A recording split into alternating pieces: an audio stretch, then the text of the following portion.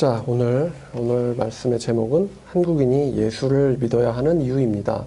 여러분 아시다시피 10월 7일에 미군이 시리아에서 철수했습니다. 많은 전문가들이 미군의 철수는 잘못된 것이라고 경고를 했는데도 트럼프 대통령이 철수를 강행을 했어요. 자, 미군이 철수하자마자 이틀 만에 터키가 쿠르드족을 공격하기 시작했습니다. 쿠르드족은 미국과 같이 IS 격퇴에서 같이 싸웠던 동맹이었죠. 그런데 미군이 철수하자마자 터키가 쿠르드를 공격했어요. 그래서 터키군과 쿠르드 민병대 간의 교전으로 사상자가 속출하고 있습니다. 터키의 언론에 따르면요, 터키군이 전개하고 있는 평화의 샘 작전으로 쿠르드 대원이 228명이 사살당했고 또 민간인도 9명 숨졌다고 합니다. 그리고 터키군에 의해서 쿠르드족의 마을 10곳 이상이 점령당했고 민간 희생자가 급격히 증가하며 7만 명 이상의 쿠르드 주민들이 피난길에 올랐다고 합니다. 알고 계시죠? 미군이 철수했을 때 어떻게 될까라는 생각을 해보았는데 역시 이것도 우리나라에게서도 예외가 될 수는 없겠구나라는 생각을 해봤어요. 제가 이번 주에 이전 예배를 저희 교회에서 드렸는데 이전 예배 후에 이제 하나님께서 베풀어 주신 그 은혜에 따라서 식사를 하면서요. 식사 도중에 성경 말씀을 좀 읽어볼까 하면서 느헤미야서랑 에스라서를 읽는데 갑자기 눈물이 핑 돌더라고요. 눈물이 막 흐르는 거예요. 그래서 밥 먹으면서 울었어요. 수사에서 밥을 먹었는데 밥 먹으면서 울었어요. 눈물 훔치면서 밥을 먹었습니다. 아, 이게 다 하나님의 은혜구나 라는 것을 밥을 먹으면서 느꼈습니다. 맛있는 스시 때문은 아니었어요. 어디 읽었냐면은 에스라서 1장 읽었습니다. 에스라서 1장 1절부터 8절부터 읽었는데요.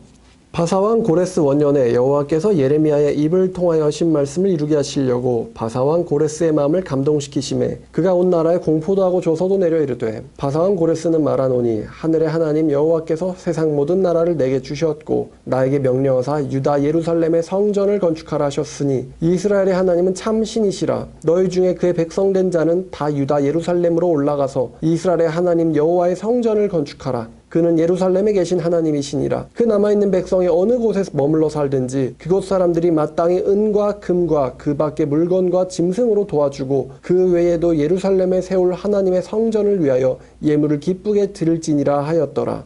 이에 유다와 베냐민 족장들과 제사장들과 레위 사람들과 그 마음이 하나님께 감동을 받고 올라가서 예루살렘의 여호와의 성전을 건축하고자 하는 자가 다 일어나니 그 사면 사람들이 은그릇과 금 물품들과 짐승과 보물로 돕고 그 외에도 예물을 기쁘게 드렸더라. 고레스 왕이 또 여호와의 성전 그릇을 꺼내니 옛적에 느부갓네살이 예루살렘에서 옮겨다가 자기 신들의 신당에 두었던 것이라. 바사왕 고레스가 창고지기 미드르닷에게 명령하여 그 그릇들을 꺼내어 세어서 유다 총독 세스바살에게 넘겨주니. 여기까지입니다. 여러분 역사학자들이요 이런 말합니다. 우리가 대왕이라고 부르는 대왕들은 많지만 광개토도 대왕이죠. 우리에게는 대왕이라고 부르는 대왕이 많지만 진짜 대왕이라고 부를 수 있는 사람을 뽑는다면 고레스밖에 없다. 이 고레스가 역사학자들이 인정하는 정말 참 대왕이라고 합니다. 왜냐하면 이 고레스는 탁월한 정복 능력에 못지않게 아주 놀라운 인품을 가진 사람이었습니다.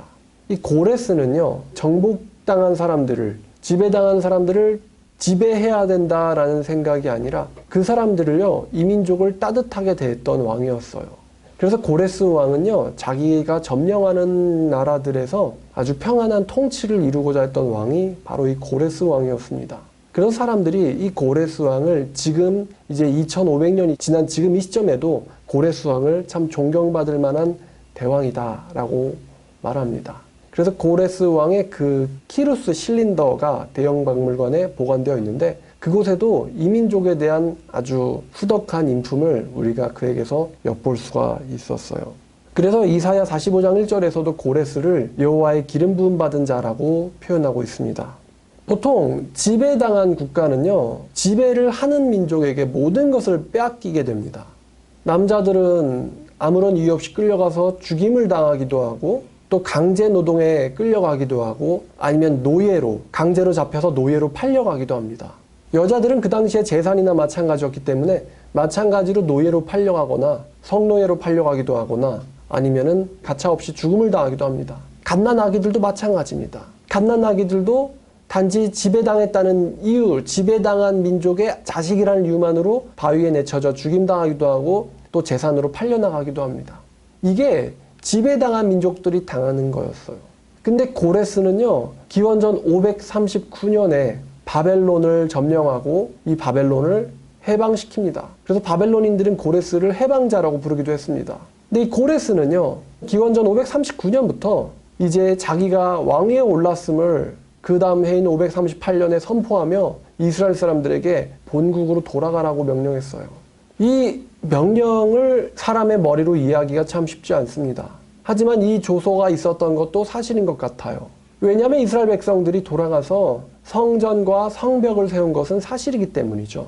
어떻게 지배당하는 민족이 자기가 멸망시킨 바벨론에게 멸망당한 민족들을 해방시켜주면서 본국으로 돌아가서 그의 성전을 건축하라.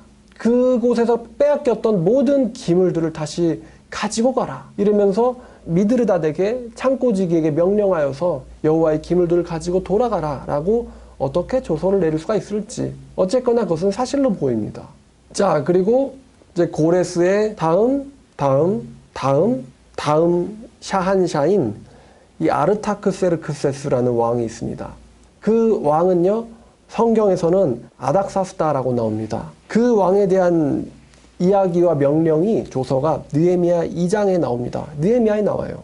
자, 느헤미야 2장을 보면요. 자, 2장의 1절부터 봤을 때 아닥사스다 왕 제20년 니산월에 왕 앞에 포도주가 있기로 내가 그 포도주를 왕에게 드렸는데 이전에는 내가 왕 앞에서 수심이 없었더니 왕이 내게 이르시되 네가 병이 없거늘 어찌하여 네 얼굴에 수심이 있느냐 이는 필연 네 마음에 근심이 있음이로다 하더라. 그때에 내가 크게 두려워하여 왕께 대답하되 왕은 만세 술라옵소서 내 조상들의 묘실 있는 성읍이 이제까지 황폐하고 성읍이 불탔사오니 내가 어찌 얼굴에 수심이 없사오리까 하니 왕이 내게 이르시되 그러면 네가 무엇을 원하느냐 하시기로 내가 곧 하늘의 하나님께 묵도하고 왕에게 아뢰되 왕이 만일 좋게 여기시고 종이 왕의 목전에서 은혜를 얻었사오면 나를 유다 땅 조상들의 묘실 있는 성읍에 보내어 그 성을 건축하게 하옵소서 하였는데 그때에 왕후도 왕 곁에 앉아 있었더라. 왕이 내게 이르시되 네가 몇 날에 다녀올 길이며 어느 때에 돌아오겠느냐 하고 왕이 나를 보내기를 좋게 여기시기로 내가 기한을 정하고 내가 또 왕에게 아뢰되 왕이 만일 좋게 여기시거든 강 서쪽 총독들에게 내리시는 조서를 내게 주사 그들이 나를 용납하여 유다에 들어가기까지 통과하게 하시고 또 왕의 삼림 감독 아삽에게 조서를 내리사 그가 성전에 속한 영문의 문과 성곽과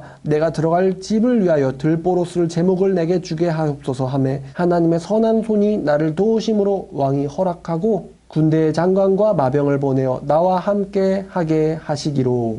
여기까지 읽겠습니다. 이 아르타크세르크세스도 참 어진 왕이었습니다. 자기가 정복한 민족의 신하에 불과했던 이 느헤미야의 걱정을 보고 무엇을 원하느냐? 돌아가서 성을 건축하길 원합니다. 그래? 그럼 언제쯤 돌아오겠느냐?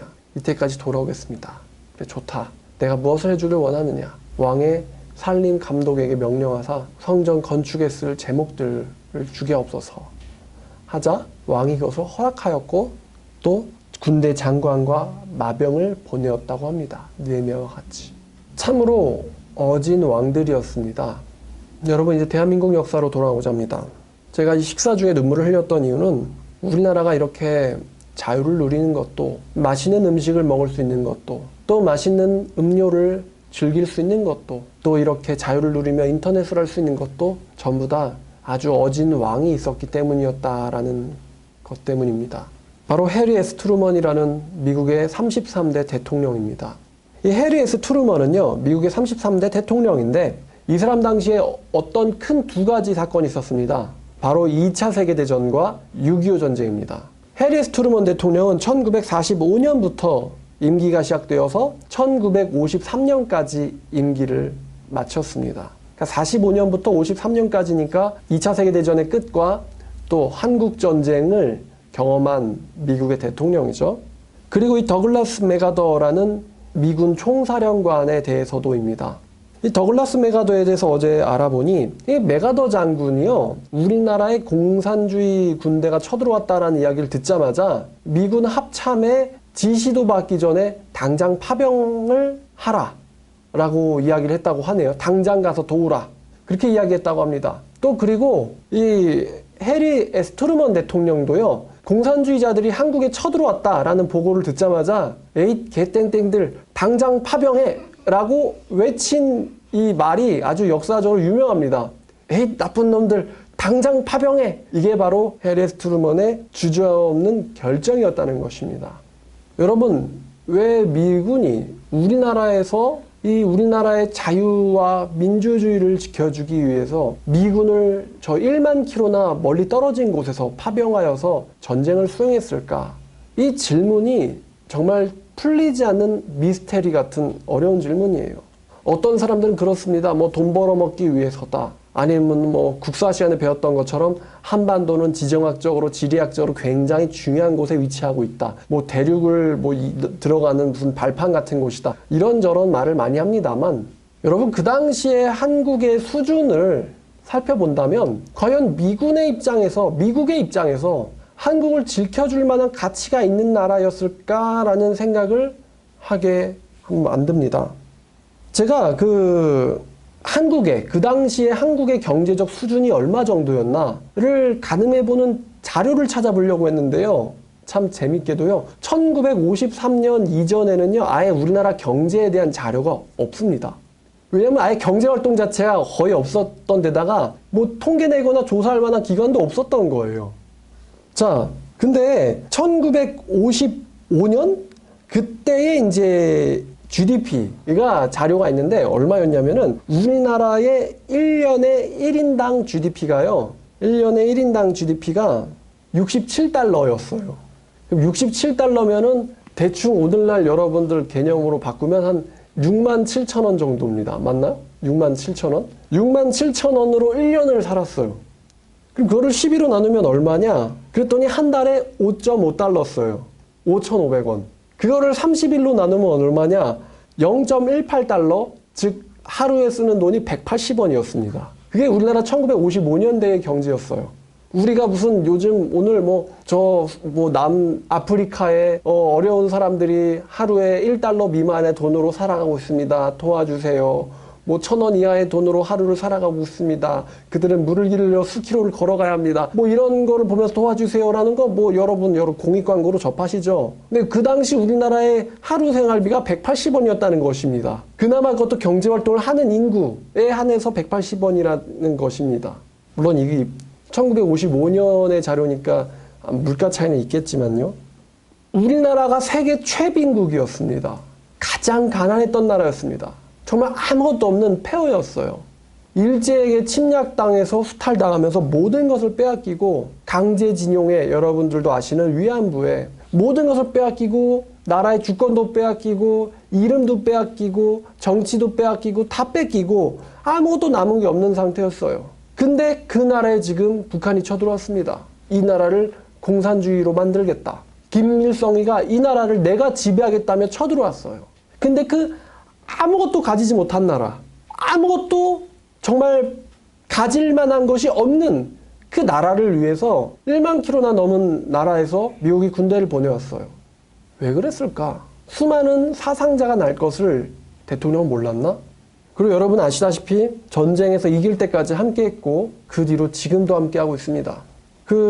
저희 아버지가 44년생입니다. 그러니까 6.25를 경험을 할 때 이제 어린아이였죠.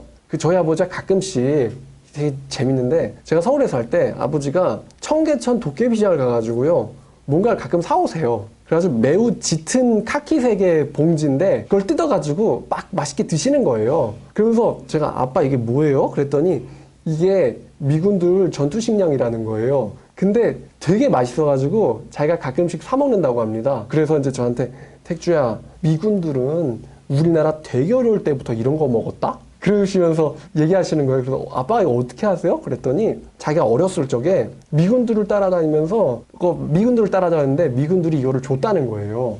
그래가지고 미군들이 먹는 건빵 또 미군들이 먹는 음식들 이런 것들을 그 당시에 얻어먹었는데 그게 어찌나 맛있는지 지금 돼서도 가끔 청계천 도깨비시장 가가지고 그거를 사다가 드신다고 하셨어요. 그러면서 어린 저한테 이제 하신 말씀이 있는데, 미군에 대해 제가 물어봤더니 미군들이 되게 매우 친절한 사람들이다. 되게 좋은 사람들이다. 라고 얘기하시더라고요. 그럼 1950년대. 그때면은 정말 아무것도 가지지 못했었던 때거든요. 근데 가서 뭐 기브미 초콜릿, 기브미 뭐 $1 뭐 이랬을 거야 분명히. 아니면 뭐 애기들 업고 다니면서 기브미 캔디 뭐 이러고 분명히 그랬을 텐데, 미군들이 친절하게 그들에게 자기들의 전투 식량을 나눠주기도 하고 그랬다는 것이죠. 어떤 사진이 있는데 뭐 해피 뉴 이어 코리아인 뭐 1953 뭐 이런 사진이 있어요. 그 사진에 찍힌 그 정말 이제 백인 청년들의 그 모습을 보면서, 야, 얘네들이 무슨 심정으로 이 나라를 지켜주고 있을까? 정말 속옷도, 옷도 하나 제대로 갖춰입지 못하고 삐쩍 말라가지고 그 지게 지고 돌아다니는 그런 볼 것도 없는 나라에서 뭘 위해서 이 사람들이 와서 지켜주고 있을까? 그 당시에 미국은 굉장한 경제력을 누리고 있던, 뭐니까 뭐 세계 총생산량의 절반을 미국이 차지하고 있었다라고 하더라고요. 그 당시만 해도. 그러니까 엄청난 부자 나라였어요. 그때도 미국은. 그럼 본국 가면은 그냥 떵떵거리고 즐기고 살 수 있는 그런 사람들이 왜 여기에 군대를 파병해가지고 무엇을 지키기 위해서, 이 나라를 위해서 대신 싸워주고 있는가? 여러분 지금 크루드족에게 일어난 일을 보듯이 이 미군의 주둔은요, 여러 가지 의미가 있어요. 결코 미군이 주둔하고 있는 나라를 나쁜 공산주의자들이나 악당들은요, 공격하지 못합니다. 왜냐하면 미국이 무섭기 때문이에요. 여러분 많이 생각해 보세요. 여러분이 어떤 집에 사는데 무슨 배트맨의 그 주인공 브루스 웨인이 사는 것 같은 엄청난 대저택에 살고 있습니다. 엄청난 대저택에 살고 있어요. 자기들은 막 생활비가 막 하루에 몇백만 원을 씁니다. 근데 바로 옆집에 진짜 무슨 발로 툭 쳐도 쓰러질 것 같은 초가집에 웬 거지들이 모여가지고 궁상을 떨면서 모여서 살고 있는데, 그것도 보통 거지가 아니고 지나가던 사람들한테 툭하면 차이고, 툭하면 맞고, 툭하면 빼앗기고 해서 막 바닥을 긁고 다니는 그런 거지들이 엄청난 대저택 옆에 초락에 살고 있는 거예요. 근데 여러분이라면은 무슨 이유로 그 집에 가서 그 악당들을 혼내주고 쫓아내주고, 그것도 모자라서 그 집에 다시는 악당들이 쳐들어오지 못하도록 자기 돈으로 보디가드와 군인들을 고용해가지고 그 초가집에 딱 배치시켜주는 거예요. 24시간. 그 여전히 바닥 긁고는 뭐 무슨 잡초 뽑아먹고 이러는 애들한테 그 부잣집에서 보내준 보디가드들이 그 집을 경비를 서고 있는 거예요. 그게 지금 제가 묘사한 모습이에요. 이 정말 거지 같은 나라, 지금 욕이 아니에요. 경제적인 이 거지 같은 이 욕이 아닙니다. 정말 이 거지 같은 나라에 무슨 이유로 그 미군의 군대들이 1950년대부터 지금까지 주둔하면서 우리나라가 세계 최빈국이었는데, 그 세계 최빈국에서부터 지금 이렇게 뭐 보니까 경제력이 뭐 몇만 배가 성장했다는 거예요. 이렇게 뛸 만큼, 몇만 배인지 몇백 배인지 뛸 만큼 아무 소리 없이 지켜줘 왔어요. 주한미군들이. 우리나라의 성장을 옆에서 묵묵히 지켜봤던 사람들이 바로 주한미군이에요. 이제 그 초가집에서 잡초 뽑아먹던, 쥐 잡아먹던 애들이 이제는 으리으리한 아파트도 만들고 빌딩도 만들고, 그죠? 정말 엄청난 성장을, 눈부시게 큰 성장을 경험했습니다. 근데 이제 제가 묻고자 하는 건, 여러분이 그런 타워팰리스, 여러분들이 그런 평창동 대저택에 사는 사람들이라면 무슨 이유로 저기 판자촌 달동네 그런 데만도 못한 곳에 사는 사람들을 위해서 자기의 재산과 인력을 보내가지고 지켜주냐 이거예요. 여러분들이라면 무슨 이득이 있다고. 자기 집 옆에 주공 아파트만 들어서도 난리치는 게 주민들 아닙니까? 한국 사람들이잖아요. 그죠? 근데 미군 사람들은 배 타고 와가지고 여기까지 와서 지켜준단 말이에요. 뭐 때문일까? 그래서 우리나라가 자유를 얻었잖아요. 아시다시피.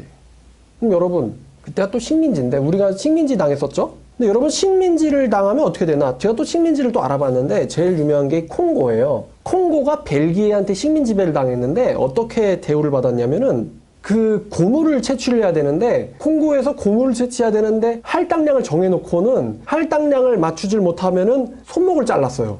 그래가지고 그 당시에 뭐 어떤 사진이 있는데 흑인 노예들인데 손목이 없어요. 양손목이 없거나 발목이 없거나 그래요. 할당량을 못 맞췄다는 이유만으로 손목을 자릅니다. 그게 식민 지배하는 나라의 모습이에요. 근데 여러분, 벨기에 종교가 뭔지 아세요?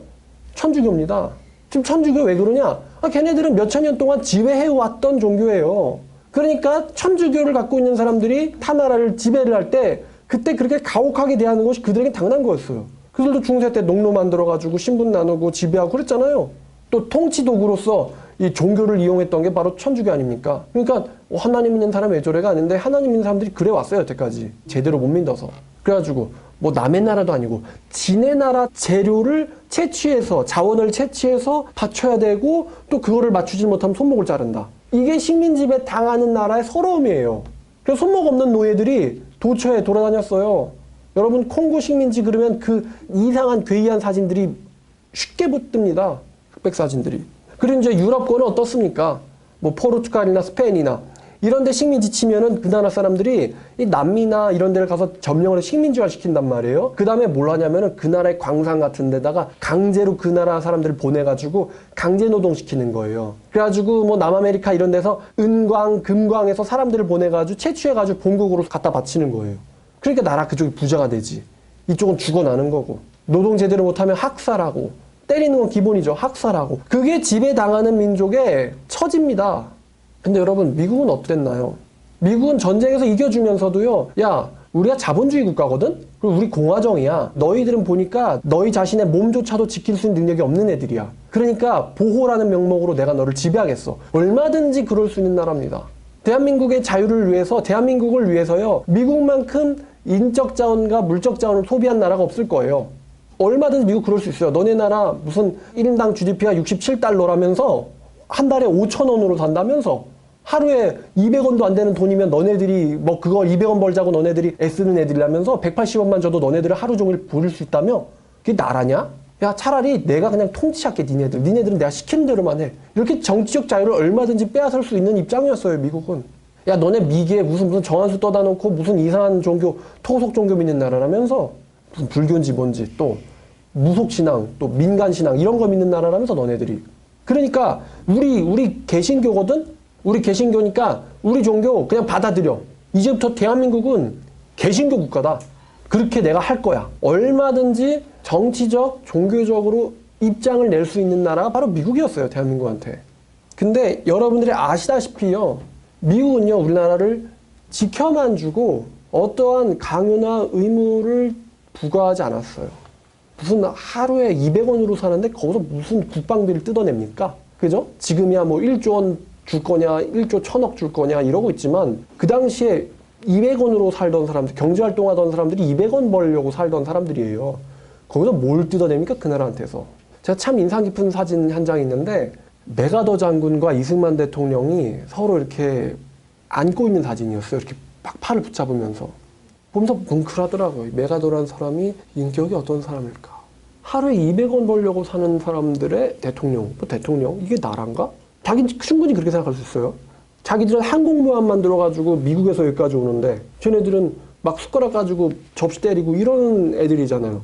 숟가락 다 뺏겨가지고 일본한테. 근데 그런 나라의 대통령을 만나면서 마치 정말 소중한 친구를 만나듯이 이렇게 부둥켜 안고 잡아주고 있는 모습을 보면서 정말 참 이 메가더라는 사람이 정말 마음이 따뜻하고 인격적인 사람이구나. 정의롭고 따뜻하고 인격적인 사람이구나. 그 모습을 보면서. 웬 대머리같이 생긴 동양 거지 같은 사람이 한복 입고 왔는데 일단 대통령이세요. 딱 껴안고는 이렇게 해준 모습 보면서 정말 훌륭하다. 정말 존경스러운 사람이구나. 그리고 우리나라의 안보를 지켜주면서도 정치적 자유와 종교적 자유를 허락해 주었습니다. 우리는 그래서 안보 걱정 없이 마음껏 경제 개발에만 집중할 수 있었고 그 결과가 역사상 유례없는 성장이었어요. 경제 성장.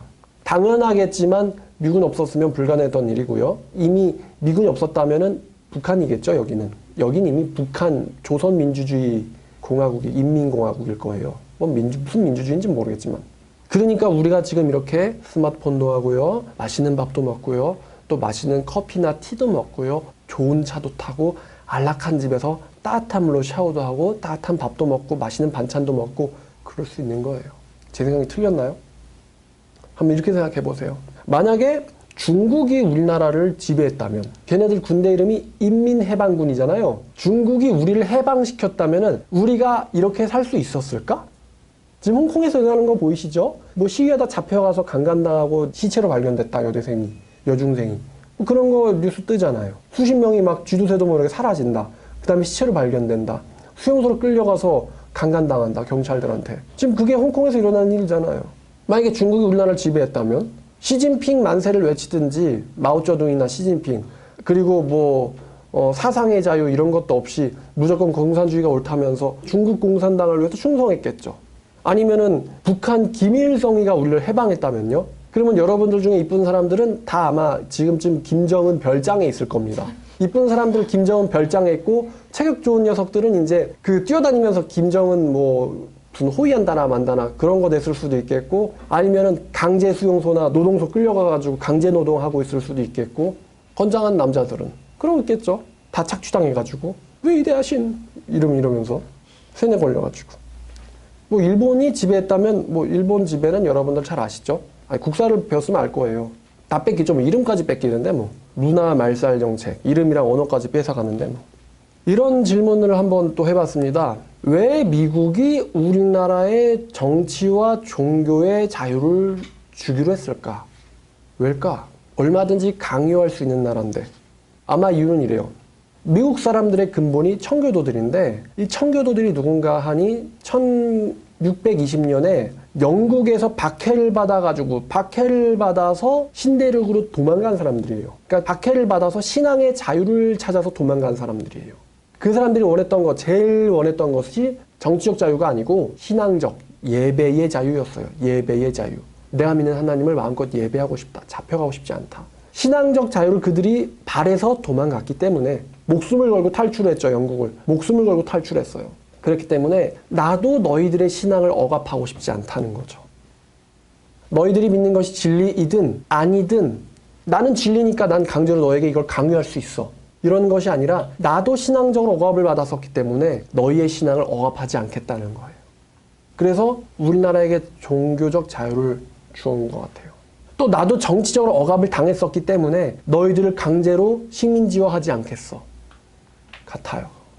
그리고 여러분 아시다시피 미국의 많은 선교사들이 조선을 위해서 들어와서 학교 지어주고 병원 지어주고 또 경제적 지원하고 가르치고 해서 지금 그 기술들을 쌓여가지고 좋은 대학교도 나오고 좋은 병원도 생기고 그렇게 된 거 아시죠? 다. 미국이 세워준 대학교들이 우리나라에서도 지금 명문대잖아요. 미국 선교사들이 세워준 대학들이 가르치고 무상으로 세워주고 돌봐주고 어떤 사람이 인터넷에 이렇게 댓글을 썼어요. 어떤 뭐 예수 믿는 사람, 그러니까 기독교는 개독교 뭐 사막의 잡신이다 이렇게 이야기를 하더라고요. 그래? 근데 중동에서 있던 신인데 니도 알고 있는 거 보면 잡신은 아니에요. 몇천 년 동안 이렇게 전 세계를 지배했던 종교가 천주교와 개신교인데 잡신이라고 할 수는 없겠죠. 그죠? 중세 교황 앞에 가서 야 잡신 믿는다며? 과연 과연 뭐 신라의 그 노비아나가 가서 그렇게 말할 수 있을까? 교황한테 가서? 그 당시 세계를 양분한 이슬람 세력이랑 십자군 전쟁을 일으킨 애들이 걔네들이었는데 로마를 지배하던 종교가 천주교였잖아요. 근데 거기 가서 야 니네 잡교라며? 일단은 그래서 말은 각하. 아니 그러면 예수님이 여호와 하나님이 잡신이면은 단군은 뭔 신이야? 그죠? 단군 신화라며, 그죠? 신화래잖아요. 그건 무슨 신이야? 하여튼 그런 댓글에 어떤 사람이 이렇게 맞댓글을 달았는데 솔직히 미국 같은 나라 없었으면 너희들 이런 댓글도 못 쓴다. 어떤 나라가 너네들한테 이렇게 정치적 종교적 자유를 허락해 줄 것 같냐. 니네들이 무신론 개인주의 사상이 맞다고 생각하는데 이 무신론 개인주의 사상 가지고 공산주의 막아낼 수 있느냐. 이 무신론 사상 가지고 이슬람 막아낼 수 있느냐. 사이비 종교 막아낼 수 있느냐. 이 무신론 사상 개인주의 가지고 이런 거 막아낼 수 있는 너네들은 벌써 다 잡혀갔다 이거예요. 지금 이슬람이 들어와가지고 막 테러 일으키면서 35분 동안 SNS로 생중계하고 그러는 마당에 총으로 다 쏴버리고 공중에서 막 던져가지고 낙사시켜서 죽이는데 저는 개인주의자인데요. 이게 통해요? 예멘이나 뭐 소말리아 이런 데 가가지고 아니면 이란, 시리아 이런 데 가가지고 ISIS 이런 애들이 막 다 쳐부수겠다고 이러고 있는데 저는 무교입니다. 저는 무신론자입니다. 이러면 먹힙니까 그게? 그냥 눈앞에서 그냥 목을 따는데 거기서 무슨 전 개인주의자이기 때문에 저랑은 그렇게 주장 못한단 말이에요. 그냥 보고 쫄아가지고 알라우 아크 막 이런단 말이죠. 분명히. 그럼 북한 애들이 뭐 쫄아가지고, 북한 주민들이 쫄아서, 아니, 북한 애들이 용감해가지고 저는 무교에다가 개인주의자기 때문에 당은 저에게 상관 안 했으면 좋겠어요. 북한에서 그런 인간 하나라도 있답니까? 그럼 벌써 가서 살가지고 다 벗겨졌지. 그지? 무슨 개인주의가 공산주의를 막아요? 무슨 개인주의가 무슨 이슬람을 막아요? 중화사상을 막아냅니까? 이번에 중국 열병식 하는 거 보셨죠? 어마어마한 무기들 보여주면서 위협하거든요. 둥펑, 20혼지. 근데 그런 애들을 상대로 무슨 개인주의가 막아냅니까? 무슨 무교가 막아내요? 안 믿으면 다 잡아가는데. 오늘 제목이 한국인이 예수를 왜 믿어야 하는가예요. 우리가 누리는 모든 것은 참 어진 왕, 대통령이죠. 해리 트루먼, 그리고 용감하고 의리 있었던 장군, 이 메가더, 이런 사람들의 위대한 결단과 결정이 있었기 때문에 오늘날 저와 여러분들이 존재하는 것은 분명합니다. 그러니까 기독교에 하나님이 뺨을 때릴래도요, 하나님 무릎팍에 올라가야 돼요. 기독교를 욕할래도 기독교의 품 위로 올라가야지 기독교를 욕할 수가 있어요. 그렇지 않습니까? 적어도 한국인은 그래요. 한국인은. 이 모든 걸 생각을 하면서 와, 지금 내가 이렇게 맛있는 스시를 먹는 게 정말 정의롭고 용감했던 신앙인들의, 여러분 또 아시죠? 미국 역대 대통령들 기독교인들입니다. 개신교인들이에요. 내가 이렇게 맛있는 식사를 먹는 것이 다 그 기독교의 사상에 감화 감동을 받은 사람들 때문이구나 라는 게 느껴지니까 참 하나님의 은혜로다. 그들이 예수님에 의해서 가르침을 받은 사람들이에요.